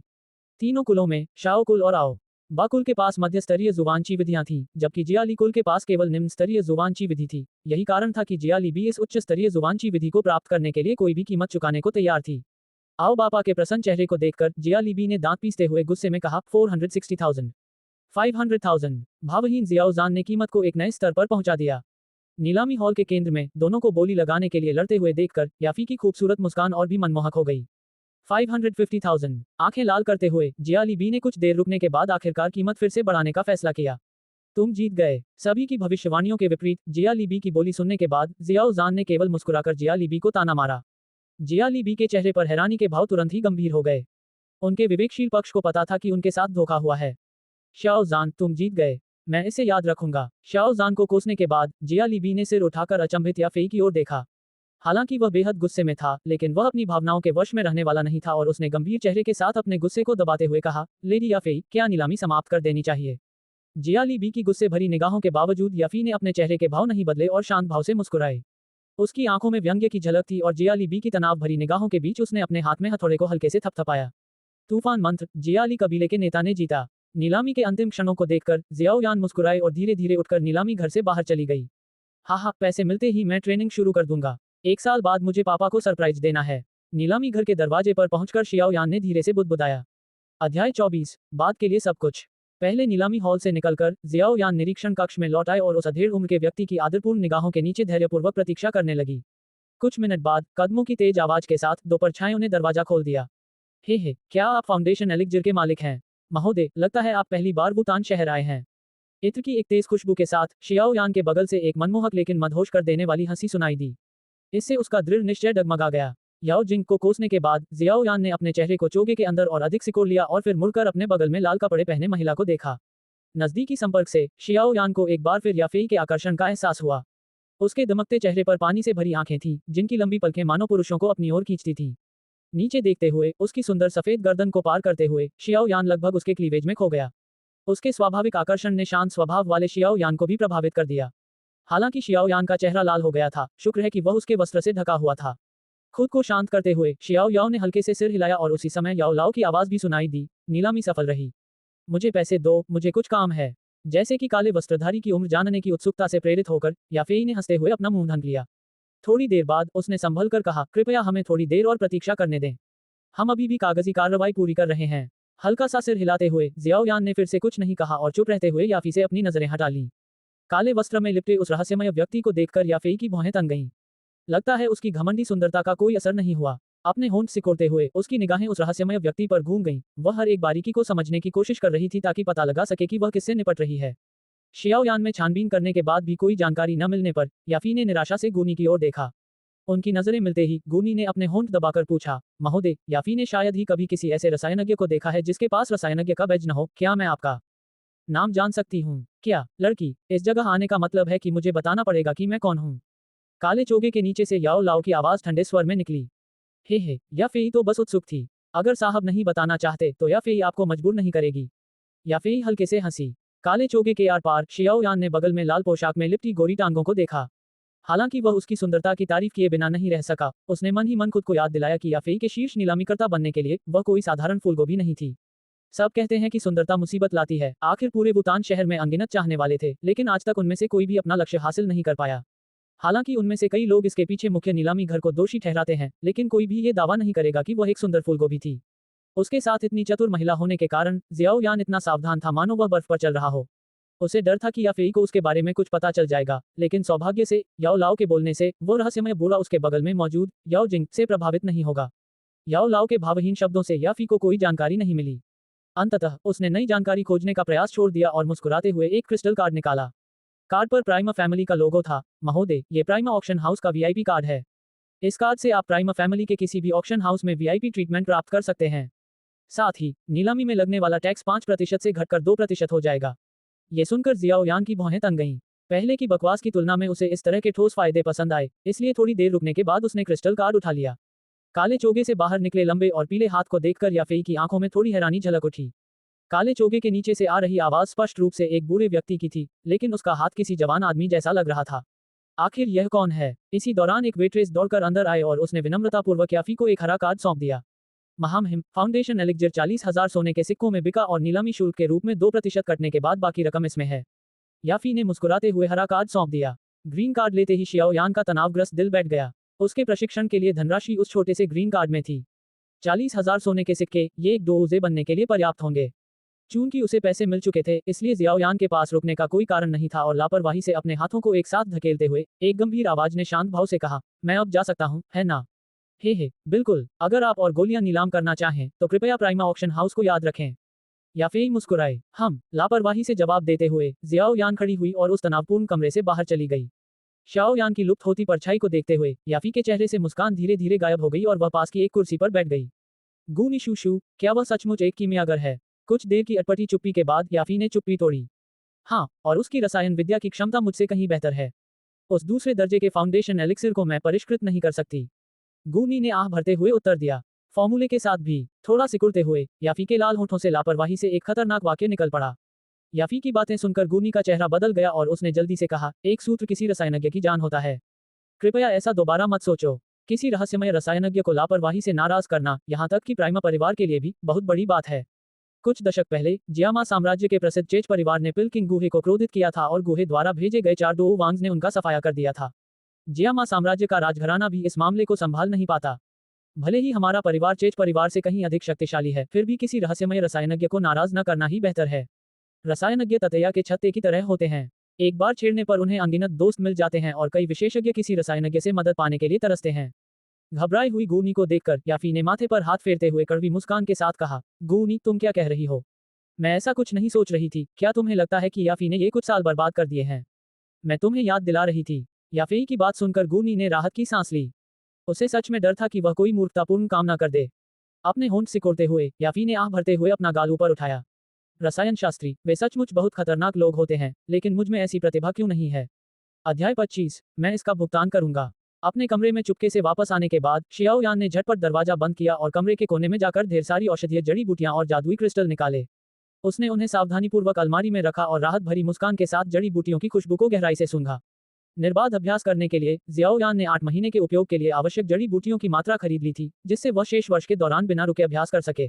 अलमारी को प्यार से थपथपाते हुए उसके होंठ खुल गए और वह आलस से बिस्तर के किनारे सिर रखकर लेट गया। आज की गतिविधियों ने उसे सचमुच थका दिया था। यानेर, क्या तुम वहां हो? एक धीमी सी आवाज और एक दस्तक उसके दरवाजे से गुजरी। धुंधली आंखों से देखते हुए जियाओ यान जल्दी से अपने बिस्तर से कूद गया, फिर अपने कमरे का दरवाजा खोला और दरवाजे के बाहर जियाओ झाओ को देखकर पूछा, पिताजी क्या आपको कुछ चाहिए? क्या मैं तुम्हारे लिए देख भी नहीं सकता, भले ही मुझे तुमसे कुछ न चाहिए हो? अरे बच्चे, तुम मुझसे 2 महीने तक छिपे रहे। जियाओ जान ने जियाओ यान के सिर को प्यार से सहलाते हुए उसे डांटा। शाओ जान के गर्मजोशी भरे मुस्कुराते चेहरे को देखकर शाओ यान भावुक हो गया और उसने अपनी दुखती नाक को सहलाते हुए कहा कि उसे समझ नहीं आ रहा कि क्या कहे। क्या तुम्हें अब भी इसकी जिम्मेदारी महसूस हो रही है? हाँ हाँ, अगर वो मेरे बेटे को पसंद नहीं करती तो ये उसका नुकसान है। तुम्हें दुखी होने की जरूरत नहीं है। एक महान व्यक्ति को बच्चे जैसा व्यवहार क्यों करना चाहिए? मुझे पता है कि शियाओ जान का ये बेटा अपाहिज नहीं है। शियाओ जान ने बेबाकी से कहा। हाँ हाँ पिताजी, 3 साल बाद यान खुद मिस्टी क्लाउड्स गुट में जाएगी। शाओ यान ने मुस्कुराते हुए कोमल स्वर में कहा। शाओ झाओ का मुस्कुराता हुआ चेहरा गंभीर हो गया और उसने शाओ यान को घूर कर देखा। थोड़ी देर बाद उसने कुछ हिचकिचाहट के साथ कहा, पिताजी ठीक है, लेकिन क्या आप सचमुच जा रहे हैं? पिताजी यह नहीं कह रहे हैं कि आप नालन यानरान तक नहीं पहुंच सकते, बल्कि धुंधले बादलों के गुट की ताकत के बारे में कह रहे हैं। शाओ यान ने मुस्कुराते हुए सिर हिलाया, उसके पतले होंठों पर थोड़ी सी हठधर्मिता झलक रही थी। पिताजी, कुछ चीजें ऐसी हैं जिन्हें एक पुरुष होने के नाते मुझे सहन करना होगा। आहा, तुम्हारा ये स्वभाव तो मुझसे बहुत मिलता जुलता है। अगर तुम्हारे दोनों बड़े भाइयों को पता चल जाए कि तुम ऐसा सोचते हो तो वे शायद बहुत खुश होंगे। शियाओ यान की इस निष्ठा को देखकर शियाओ जान ने मुस्कुराते हुए गहरी सांस ली और सिर हिलाते हुए कहा, अच्छा है, पिता अपने बेटे से थोड़ी इज्जत पाने का इंतजार कर रहे हैं। मैं चाहता हूं कि वो बूढ़ा कमीना नालन शू मुझसे शादी का वादा फिर से निभाने की भीख मांगे। शाओ यान ने सिर हिलाया और हंसे बिना नहीं रह सकी। अरे, मैं तुम्हें ये देता हूँ, इसे अपने पिता की मदद समझो। उसने शियाओ यान को एक जानी पहचानी सफेद बोतल थमा दी। अपने हाथों में वापस आए इस अमृत को देखकर शियान यान को समझ नहीं आ रहा था कि हंसे या रोए। उसके चेहरे पर हैरानी का भाव था। पिताजी, यह क्या है? फाउंडेशन एलिक्सिर, ये तुम्हारी दो ऊंची साधना को गति देगा, मैंने इसे आज ही खरीदा है। जियाओ जान के होंठों पर मुस्कान आ गई। इसके लिए आपने काफी पैसे खर्च किए होंगे, है ना? सफेद जैद की बोतल मिलते ही शियाओ यान का दिल खुशी से भर गया। 40,000 सोने के सिक्के, लेकिन अगर यह आपके काम आ सकता है तो यह अपनी कीमत के लायक है। जियाओ जान ने ऐसे मुस्कुराते हुए कहा जैसे उसे कोई परवाह ही ना हो। तुमने मेरे लिए यह आधारभूत आध्यात्मिक अमृत खरीदने के लिए 40,000 सोने के सिक्के खर्च किए। क्या बड़े बुजुर्ग इस बहाने का इस्तेमाल करके तुम्हें परेशान नहीं करेंगे? जियाओ यान ने कड़वी मुस्कान के साथ कहा। तस्क, मैं कबीले का मुखिया हूँ, वे ज्यादा से ज्यादा कुछ शब्द तो बोल ही सकते हैं, जियाओ जान ने ठंडे लहजे में कहा। पिताजी, धन्यवाद। 1 साल बाद जब उनका वयस्क होने का समारोह होगा तो मैं उन्हें पूरी तरह चुप करा दूंगा। ये कहते हुए शाओ यान ने शांत भाव से हंसा। अच्छा, मैं अपने बेटे के एक बार फिर बदलने का इंतजार कर रहा हूँ। हालांकि उसे नहीं पता था कि शियाओ यान का आत्मविश्वास कहां से आया, शियाओ जान अपने बेटे के आत्मविश्वास से भरे चेहरे को देखकर बहुत खुश था। ठीक है, मैं तुम्हारी नींद में खलल नहीं डालूंगा। अगर कोई समस्या हो तो अपने पिता से मिल लेना, परिवार के सदस्य होने के नाते मैं तुम्हें अपमानित नहीं होने दे सकता। हाथ हिलाते हुए जियाओ जान मुड़ा और बड़े बड़े कदम बढ़ाते हुए आंगन से बाहर निकल गया। धत्तेरे की, अब मुझे भी इन बूढ़े मूर्खों का सामना करना पड़ेगा। मैंने तो सिर्फ 40,000 सोने के सिक्के खर्च किए, लेकिन ये लोग ऐसे बर्ताव करेंगे जैसे मैंने वो पैसा खर्च कर दिया हो जो इनके ताबूत खरीदने के लिए रखा गया था। रात के सन्नाटे में जियाओ जान की बड़बड़ाहट जियाओ यान तक पहुंची। अपने पिता को अंधेरे में गायब होते देख जियाओ यान ने अपनी नाक छुई और मुस्कुराते हुए धीमी आवाज में कहा, चिंता मत करो पिताजी, मैं वास्तविकता का उपयोग करके इन लोगों को चुप करा दूंगा। 3 साल पहले भी मैं उन्हें अपनी ओर देखने पर मजबूर कर सकता था, 3 साल बाद भी मैं ऐसा कर पाऊंगा। कुछ देर दरवाजे पर खड़े रहने के बाद जियाओ यान ने सफेद जैद की बोतल एक तरफ रख दी। फिर उसने कमरे के कोने की ओर देखते हुए चिढ़ाते हुए कहा, लड़की, क्या लोगों की बातें छुपकर सुनना मजेदार है? शाओ यान, तुमने तो कमाल कर दिया। कोने से बैंगनी स्कर्ट पहने एक सुंदर युवती बड़े सलीके से बाहर आई। अपना छोटा सा सिर झुकाए उसके खूबसूरत चेहरे पर एक बड़ी सी मुस्कान खिल उठी। उस शरारती लड़की के चेहरे को देखकर जियाओ यान ने बेबसी से अपना सिर हिलाया। आज दोपहर शियाओ यान गेगे कहाँ गई थी? शुनेर आगे आई, धीरे धीरे चलकर पास आई और मुस्कुराते हुए पूछा। मैं बस थोड़ी देर टहल रहा था। क्या सच में? उसकी आंखें ऊपर नीचे घूम रही थी। शुनेर अचानक एक कदम आगे बढ़ी और थोड़ा झुक गई। उसकी नाक सिकुड़ गई और उसने कहा, मुझे एक औरत की खुशबू आ रही है। खांसी? अरे यार, मुझे औरत की खुशबू क्यों चाहिए? शियाओ यान का भोला भाला चेहरा अचानक लाल हो गया, लेकिन अंधेरे में उसका और लड़की का चेहरा साफ दिखाई नहीं दे रहा था। ही, जियाओ यान की इस मुश्किल स्थिति का आनंद लेते हुए जुनेर हंसी और थोड़ी देर बाद हंसना बंद कर दिया। फिर धीरे से बोली, अभी थोड़ी देर पहले मैंने जियाओ शू शू की बातें भी सुनी, मुझे लगता है कि जियाओ यान गेगे, हाँ। भविष्य में अगर तुम सच में मिस्टी क्लाउड्स के गुट में जाना चाहते हो तो जुनेर तुम्हारे साथ आएगी, तुम्हारी मदद करने के लिए। ये सुनकर जियाओ यान ने पलकें झपकाईं और उस युवती के सुंदर छोटे चेहरे को ध्यान से देखा। शाओ यान की बेरोक निगाहों के नीचे शुनेर का चेहरा शर्म से थोड़ा लाल हो गया और उसने फुसफुसाते हुए कहा, शाओ यान, क्या देख रहे हो? हे, शुनेर भी शर्मा सकती है, ऐसा नजारा बहुत कम देखने को मिलता है। शियाओ यान ने अप्रत्याशित रूप से मुस्कुराते हुए कहा। शुनेर ने ठंडे लहजे में शियाओ यान की ओर देखा और धीमी आवाज में बुदबुदाई, और तुम भी लोगों को इस तरह देख सकती हो? अच्छा, गे पर भरोसा रखो, भले ही मिस्टी क्लाउड्स गुट ताकतवर हो, मैं अभी जवान हूँ। ये यून यून जो उस लड़की नालन यानरान को बिगाड़ रही है, वो कोई अच्छी टीचर तो नहीं है। शाओ यान ने मुस्कुराते हुए उस लड़की के काले बालों को सहलाया। खैर, काफी देर हो गई है, अब आराम करने चलते हैं। शियाओ यान को हाथ हिलाते देख शुनेर अनिच्छा से अपना सिर हिलाती है और उसकी नजरों से ओझल होकर अंधेरे में चली जाती है। एक मोड़ मुड़ने के बाद जियाओ जान और कई बुजुर्गों के बीच झगड़े की आवाजें सुनाई देने लगीं। झगड़े का विषय था 40,000 सोने के सिक्कों का उपयोग कैसे किया गया। रुकते ही शुनेर की छोटी बाहें सिकुड़ गईं और उसने एक छोटी सी आह भरी। तभी उसकी पतली उंगलियों के बीच एक बैंगनी कार्ड दिखाई दिया। उसकी उंगलियों ने बैंगनी रंग के सुनहरे कार्ड को झटका दिया, जिससे बैंगनी सुनहरे रंग का कार्ड सुनहरी रोशनी में चमक उठा और उस कमरे की ओर उड़ गया जहां बड़े बुजुर्ग शियाओ जान के साथ झगड़ा कर रहे थे। कमरा अचानक शांत हो गया। तभी शुनेर ने धीमी आवाज में कहा, ये फाउंडेशन एलिक्जिर के लिए पैसे हैं। इस कार्ड में 100,000 सोने के सिक्के हैं। अब जब मैंने आपको ये दे दिया है तो मुझे उम्मीद है कि आप बड़े बुजुर्ग अंकल शियाओ को परेशान करना बंद कर देंगे। तीनों बुजुर्गों की ओर से हाँ की पुष्टि आने से पहले कमरा पूरी तरह से शांत था। अध्याय 26 गहन प्रशिक्षण। Octane blast. जंगल में एक तीखी दहाड़ गूंज उठी। इन जंगलों में एक फुर्तीली परछाई लचीलेपन से उछल कूद कर रही थी और भले ही जंगल घनी झाड़ियों से ढका हुआ था, लेकिन वे उसे जरा भी नहीं रोक पा रही थी। अगले ही पल परछाई अचानक 0.5 मीटर ऊंचे एक पेड़ के सामने रुक गई और शरीर को आधा झुकाकर एक कोहनी पेड़ से टकरा गई। धमाका। लकड़ी के टुकड़े बिखरते ही एक जोरदार आवाज गूंजी। जहां चोट लगी थी वहां मकड़ी के जाले जैसी दरारें दिखाई दी और पूरे पेड़ पर फैल गईं। चटकने की आवाज। कोहनी लगने से पेड़ में एक बड़ा सा छेद हो गया और एक जोरदार आवाज के साथ पेड़ जमीन पर गिर गया। जैसे ही विशाल वृक्ष गिरा, फुर्तीली परछाई बंदर की तरह तेजी से कुछ कदम पीछे हटी और हल्के से तैरती हुई एक हरे रंग के पत्थर पर जा गिरी। अपने प्रयासों के परिणाम देखकर शियाओ यान के कोमल छोटे चेहरे पर मुस्कान आ गई। पिछले 3 महीनों में ये पहली बार था जब वह ऑक्टेन ब्लास्ट, एक उच्च स्तरीय जुबान कौशल का उपयोग करने में सफल हुआ था। ये ऑक्टेन ब्लास्ट, जो डीडो तकनीक के बराबर शक्तिशाली था, ने शियाओ यान को निराश नहीं किया। शियाओ यान की 6 डुआंची शक्ति से वह 8 डुआंची शक्ति वाले व्यक्ति के विनाश का मुकाबला कर सकता था। Dot dot dot dot dot dot. जैसे जैसे किसी व्यक्ति का दुवांची स्तर बढ़ता है, उसे अपना दुवांची स्तर बढ़ाना उतना ही कठिन हो जाता है। लेकिन नीलामी के बाद से जियाओ यान ने 3 महीने तक गहन प्रशिक्षण लिया और नीलामी से कुछ ही दिन पहले उसका दुवांची स्तर 5 से बढ़कर 6 हो गया। 3 महीने में एक दुवांची हासिल करना, हालांकि यह गति 5 दुवांची तक पहुंचने के लिए आवश्यक 2 महीनों की तुलना में धीमी है, फिर भी जियाओ यान बहुत संतुष्ट था। पहले जब वह प्रशिक्षण ले रहा था तो उसे 5 दुवांची से 6 दुवांची तक पहुंचने में पूरा आधा साल लग गया था। वर्तमान गति तो वाकई चौंकाने वाली है। Dot dot dot dot dot dot. Octane blast का इस्तेमाल करने के बाद शियाओ यान का पूरा शरीर एक स्पंज की तरह हो गया था, जैसे अचानक उसका सारा पानी निचोड़ लिया गया हो। उसकी नसों में लगातार असहनीय दर्द हो रहा था और बाहों की नसें फड़क रही थीं। ये अत्यधिक थकावट के लक्षण थे। अपने होठों को चाटते हुए जियाओ यान ने संघर्षपूर्वक अपना सिर घुमाकर अपनी दाहिनी कोहनी की ओर देखा। उसकी नजर एक गहरे लाल रंग की कोहनी पर पड़ी। तस शियाओ यान ने गहरी सांस लेते हुए कड़वी मुस्कान के साथ कहा, इसमें कोई हैरानी की बात नहीं कि मुझे इतनी बुरी मार खानी पड़ी, वरना इस बार से पेड़ नहीं बल्कि मेरी बांह टूट जाती। ये ऑक्टेन ब्लास्ट कौशल तो बस इस बात की तुलना है कि किसका शरीर ज्यादा मजबूत है। बर्फीले पत्थर पर लेटे हुए शाओ यान की तेज सांसें धीरे धीरे शांत हो गईं। हालांकि शरीर में हो रहे दर्द के कारण वह अपनी उंगली तक हिलाना नहीं चाहता था। जियाओ यान की 6 डुआन क्यूई के साथ वह ऑक्टेन ब्लास्ट का उपयोग ज्यादा से ज्यादा एक बार ही कर सकता था और इसका उपयोग करने के बाद उसकी सारी शक्ति बहुत बाद तक पूरी तरह से समाप्त हो जाती।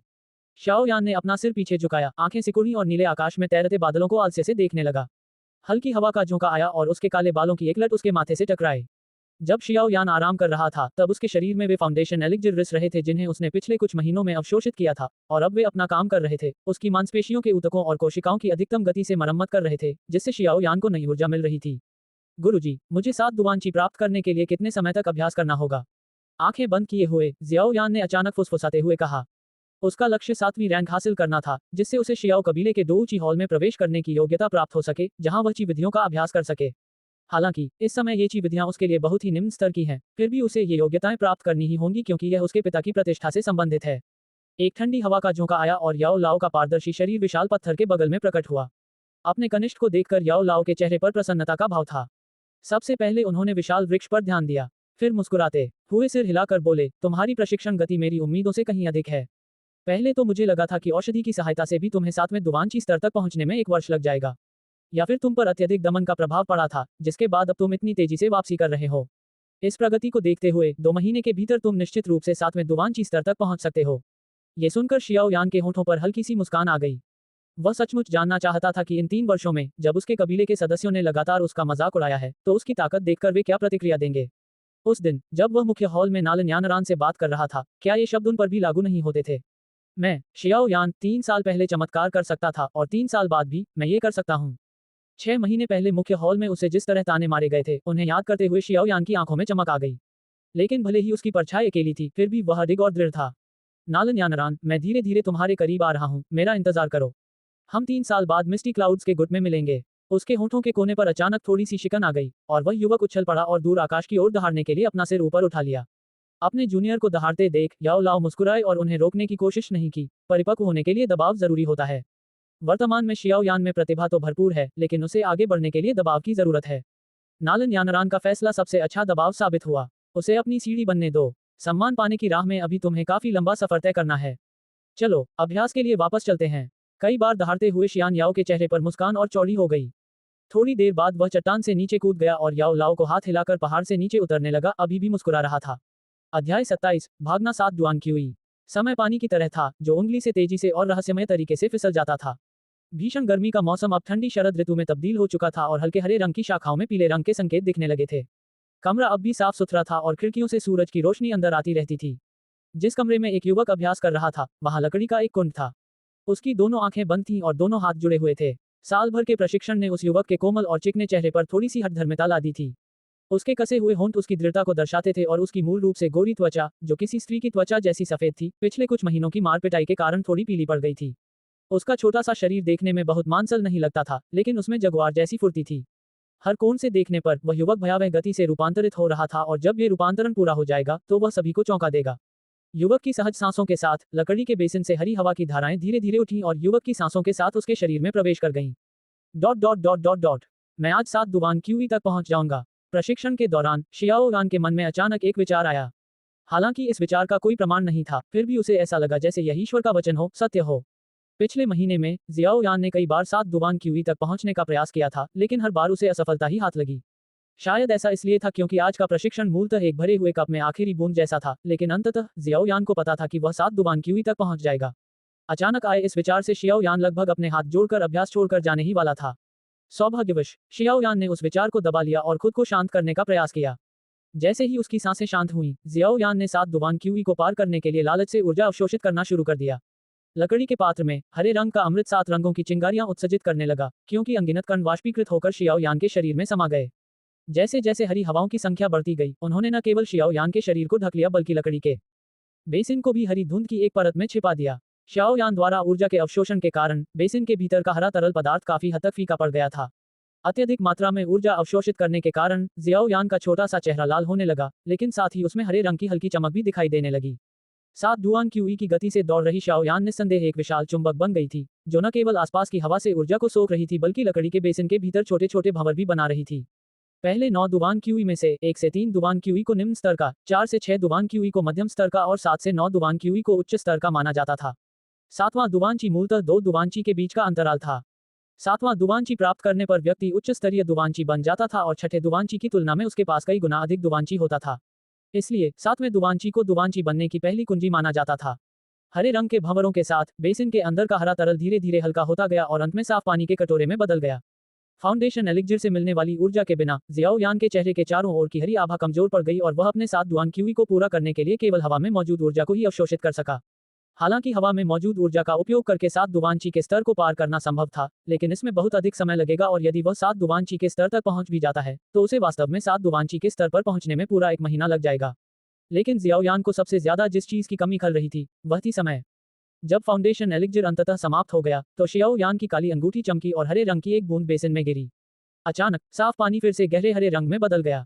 ताज़ा फाउंडेशन एलिक्जिर की ऊर्जा से शियाओ यान ने चुपचाप याओ लाओ को धन्यवाद दिया और अपने हाथों को जोड़े रखते हुए नई ऊर्जा को अवशोषित करने के लिए अपनी सांसों को नियंत्रित किया। पूरे 1 घंटे तक बेतहाशा ऊर्जा अवशोषित करने के बाद जियाओ यान ने आखिरकार अपनी गति धीमी कर दी और इस समय तक गहरे हरे रंग का पानी कुछ हद तक हल्का हो गया था। ऊर्जा की अंतिम धारा को ग्रहण करते हुए जियाओ यान का शरीर कुछ क्षणों के विराम के बाद तेजी से कांपने लगा। उसका पेट अंदर की ओर धंस गया और आंखें अचानक खुल गईं। काली पुतलियों में सफेद और हरे रंग के कुछ निशान दिखाई दिए। अंत में अपना मुंह खोलकर जियाओ यान ने बासी हवा में एक गहरी सांस छोड़ी। जब शियाओ यान के मुंह से बासी सांस निकल गई, तो वह आखिरकार सीधा खड़ा हो गया। शियाओ यान की आंखें खाली निगाहों से आगे की ओर टकटकी लगाए हुए थी, तभी उसने गर्दन घुमाई और हड्डियों के चटकने की तेज आवाज सुनी। फिर उसने हाथ फेरकर एक ऐसी ठोस ताकत महसूस की जिससे उसके होठों पर मुस्कान आ गई।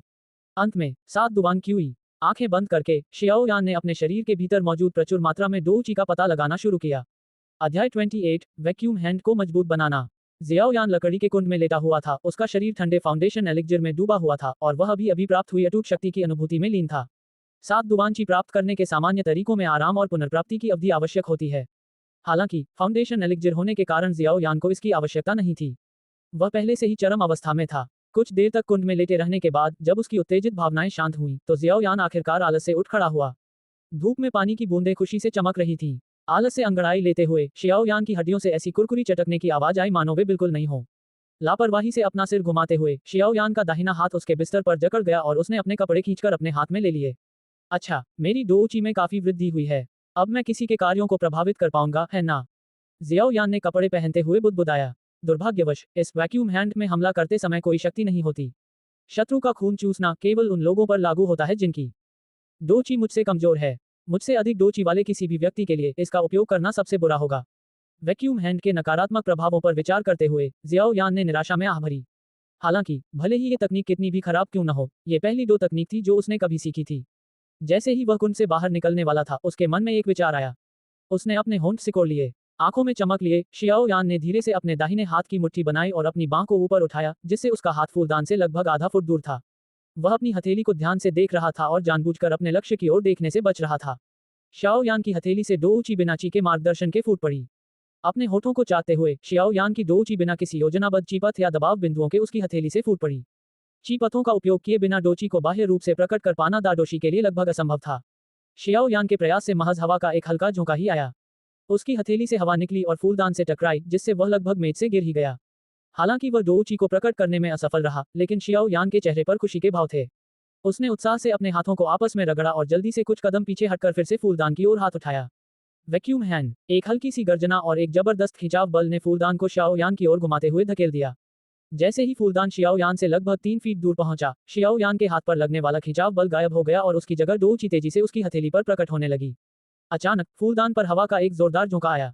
पेंग, दो विपरीत दिशा में जा रही ताकतें हवा में टकराईं और टकराव के बीच में रखा हुआ फूलदान अचानक अनगिनत मिट्टी के टुकड़ों में टूट गया। संक्षेप में, यार, शियाओ यान को फूलदानों से नफरत है। अपने प्रयोग के परिणाम देखकर जियाओ यान का छोटा सा चेहरा खुशी और आश्चर्य से भर गया। खींचने और धकेलने की संयुक्त शक्ति ने उसकी कल्पना से कहीं अधिक विनाश किया था। हालांकि उस प्रयोग में शियाओ यान की प्रचुर मात्रा में डोची लगभग समाप्त हो गई थी, फिर भी वह बेहद उत्साहित था। धक्का देने की शक्ति एक निम्न स्तर की विधि से उत्पन्न हुई थी जिसमें डोची की भारी खपत हुई थी और परिणाम नगण्य थे। अगर उसके पास वैक्यूम हैंड के विपरीत कोई दो तकनीक होती, तो उसे पूरा विश्वास था कि दोनों के संयोजन से बहुत बड़ा प्रभाव पड़ेगा। वाह, बहुत बढ़िया। वैक्यूम हैंड को मजबूत करने का ये तरीका सोच लिया। काली अंगूठी चमक उठी। याओ लाओ रहस्यमय ढंग से बाहर निकला और मिट्टी के टुकड़ों का निरीक्षण करते हुए शाओ यान की प्रशंसा की। शाओ यान मुस्कुराया और उसकी निगाहें तेजी से याओ लाओ पर घूम गईं। शाओ यान के चेहरे पर उदासी और चापलूसी का भाव था। अगर कोई ऐसी दो तकनीक होती जो धक्का देने वाला प्रभाव पैदा कर सके और अगर उस दो तकनीक का अभ्यास उच्च स्तर तक किया जा सके, तो यह निम्न जुबान स्तर की वैक्यूम हैंड तकनीक मध्य से उच्च जुबान तकनीक की शक्ति प्राप्त कर सकती थी। मानो उसने जियाओ यान का चापलूसी भरा चेहरा न देखा हो, याओ लाओ ने मन ही मन बुदबुदाया। गुरुजी, आप जानते हैं कि आक्रमण उन्मुख न होने वाली दो तकनीकें अत्यंत दुर्लभ होती हैं। वैक्यूम हैंड मिलना तो महज संयोग था, और अब आप मुझसे वैक्यूम हैंड के पूरक के रूप में कोई और दो तकनीक कहां से मिलने की उम्मीद करते हैं? शियाओ यान ने सिर झुकाकर निराशा से कहा। यह मासूमियत भरा चेहरा बनाना बंद करो। मुझे पता है कि तुम इसे मुझसे छीनने की कोशिश कर रहे हो। शियाओ यान को घूरते हुए याओ लाओ ने गुस्से से कहा। ऐसा नहीं है कि जो विचार आपने अभी अभी सोचा है, वह किसी और ने नहीं सोचा होगा, लेकिन ये दो गैर आक्रामक दो तकनीकें अत्यंत दुर्लभ हैं और इसलिए कोई भी वास्तव में उनके प्रभावों को संयोजित करने में सक्षम नहीं हो पाया है। क्या शिक्षक के पास भी कुछ नहीं है? ये सुनकर शियाओ यान का छोटा सा चेहरा उदास हो गया। वह जानता था कि धक्का देने की शक्ति उत्पन्न करने की कोई निश्चित तकनीक न होने पर उसे अपनी ऊर्जा को बाहर निकालने पर निर्भर रहना पड़ेगा, जो कि एक समझदारी भरा कदम नहीं था। शियाओ यान का उदास चेहरा देखकर याओ लाओ ने माथे पर हाथ फेरते हुए मुस्कुराया। थोड़ी देर बाद उन्होंने कहा, पहले एक आदमी ने मुझसे एक गोली मांगी थी। मुझे लगता है मैंने बदले में वैक्यूम हैंड जैसी कोई दो तकनीक ली थी।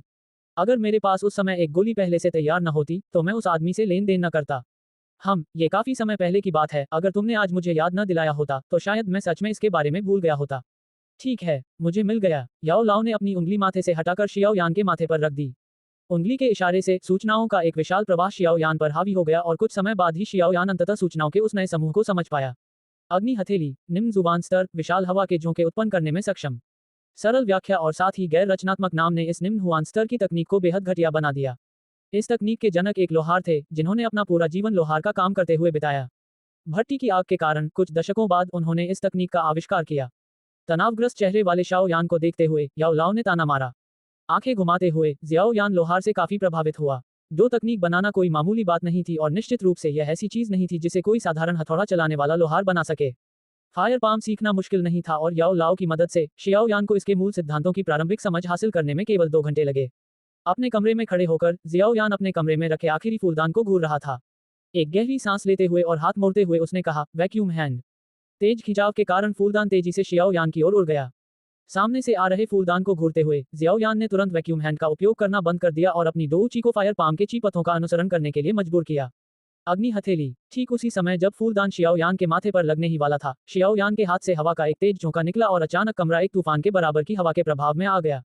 पिंग। फूलदान के टूटने की एक और तीखी आवाज सुनाई दी, लेकिन इस बार फूलदान 2 विपरीत बलों के कारण बारीक धूल में बदल गया। महान। पूरे शरीर पर सफेद धूल से ढका हुआ शियाओ यान फूलदान के विस्फोट स्थल से तेजी से बाहर कूद गया।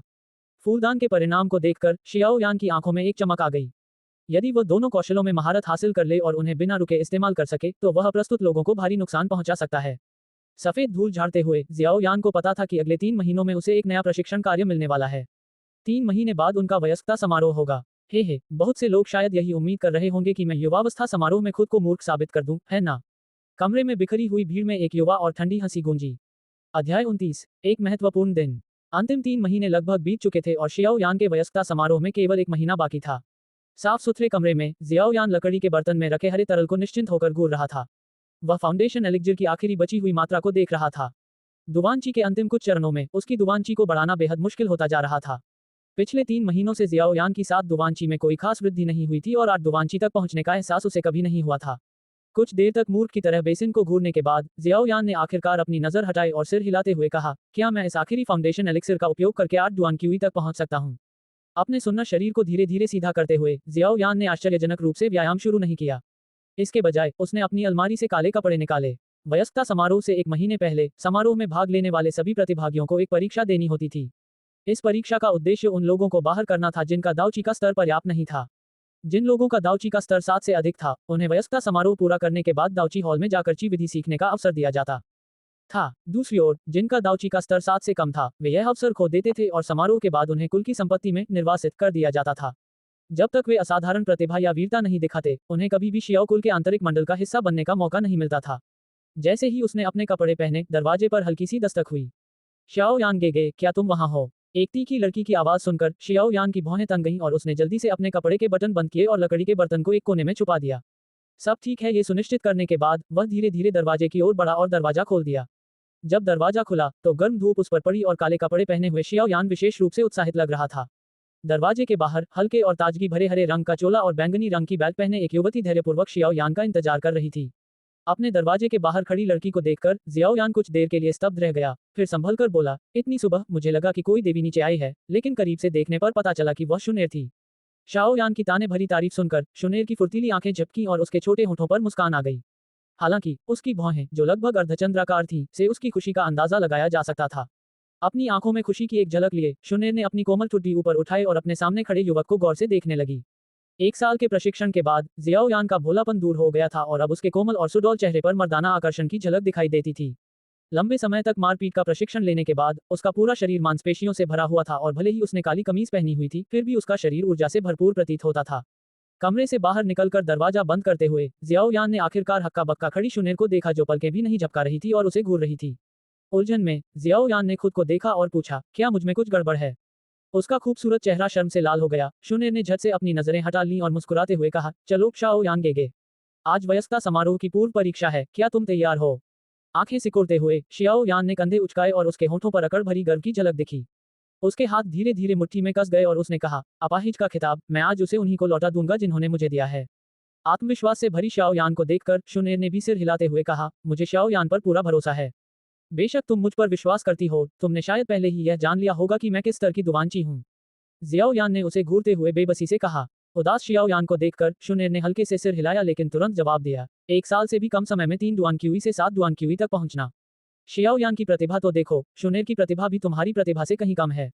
चलो ठीक है, जाओ। शाओ यान ने अपनी नाक छुई और प्यार से शुनेर के सिर पर थपथपाया। फिर वह तेजी से बड़े बड़े कदम बढ़ाते हुए कबीले के प्रशिक्षण मैदान की ओर चल पड़ा। शाओ यान की पूरी तरह से बदली हुई बैकलाइन को देखकर, जिसमें अतीत की उदासी और अकेलापन नहीं था, शुनेर मुस्कुराई और बुदबुदाई, शाओ यान, मुझे पता था कि तुम अपना सम्मान और प्रतिष्ठा वापस पा लोगे। ... हरे भरे पत्थरों से बने प्रशिक्षण मैदान पर कम से कम 100 लड़के लड़कियां इंतजार कर रहे थे। उनकी बातचीत एक धीमी गर्जना की तरह थी जो काफी दूर तक फैल रही थी।